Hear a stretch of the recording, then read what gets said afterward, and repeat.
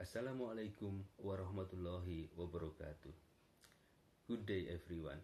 My name is Priyatmoko and I'm currently working for the Ministry of Tourism and Creative Economy as a researcher.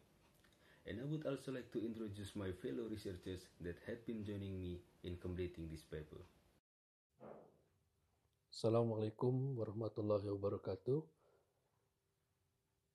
Good day, my name is Basuki Antariksa and I'm also currently working in the Ministry of Tourism and Creative Economy. Assalamualaikum and good day everyone. My name is Addin and I'm currently working for the Ministry of Tourism and Creative Economy as a researcher. We would like to address our gratitude for the opportunity given to share with you the research we had just conducted related to Sharia's hotel.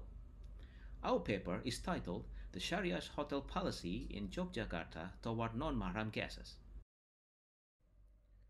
This paper submitted to Social and Humaniora Research Symposium 2020.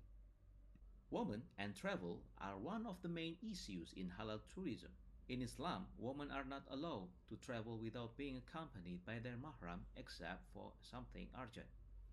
Then how do Sharia's hotels implement policy in carrying out Islamic laws in this regard? Some Islamic countries do not allow a woman to check in without being accompanied by her mahram. Then how about Indonesia? And what kind of Sharia's hotel in Indonesia implement this rule for guests who want to check in? This research will answer how the implementation of check-in policy in Sharia's hotels in Indonesia toward non-mahram couples, including the motives behind implementing the rules and how communication is made to guests who will check in. By taking a research locus in Yogyakarta, this study used a qualitative approach using interview as a way of collecting data and information. This study also took a sample of 9 hotels in Yogyakarta, categorizing their business as Sharia's hotels. My friend Priyatmoko will then explain the findings obtained from this research. Thank you, Addin.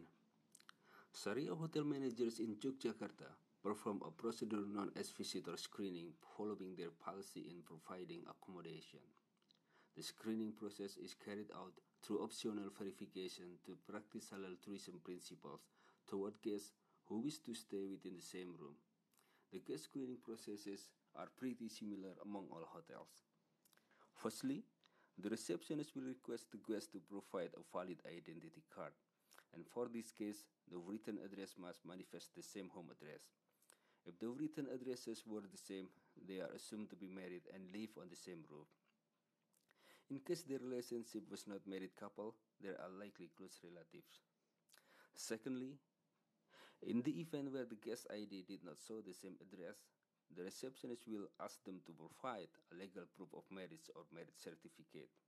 If this requirement were still not met, the guest must show the wedding photograph, showing both spouses together. If the guests were unable to present one of the 3 requested pieces of evidence, the hotel receptionist would firmly refrain from allowing them to stay within the same room. If the guests disagree with the hotel recommendation, they are kindly advised to walk out. What about the motivation? The 3 main reasons that motivate Sharia hotel managers in implementing Sharia laws toward non-mahram guests as follows. Firstly, to fix the hotel's negative stigma. People often label hotels in Yogyakarta, especially those with no-star statuses such as a 2-hour or 5-hour hotels, means that the hotel can be occupied by a certain period for adultery purposes. The second motivation relates to preventing hotels from becoming providers to adultery and prostitution. The third motivation, concerning religious guidance to obtain lawful and blessed revenue, raises managers' anxiety that the profits from the prostitution will not be a blessing to the entire business organization.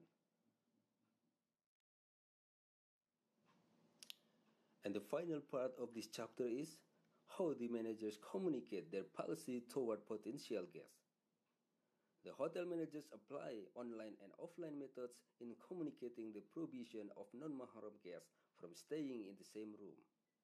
Through offline reminders, hotel policies are conveyed by explaining it verbally to the guests and providing warning signs in hotel areas. Hotel managers also explain their policies through an online booking statement. The conclusion of this paper will be presented by Basuki Antariksa. Thank you. Based on the explanation of Addin and Moko, it can be concluded that the policy of Sharia hotels to prohibit non-Mahram couples to stay in the same room is intended to apply Sharia values believed by the hotel management. This policy is also expected to improve the hotel's image and to avoid negative association of hotel as a place that facilitate activities prohibited in Islam, particularly non-marriage sexual intercourse. Both types of hotel, star and no-star, apply the same measures and procedures. Insofar, hotel managers have tried to do their best to implement the policy. So that's the end of our presentation. We hope it can enrich our knowledge about Sharia hotels. Thank you very much. Wassalamualaikum warahmatullahi wabarakatuh.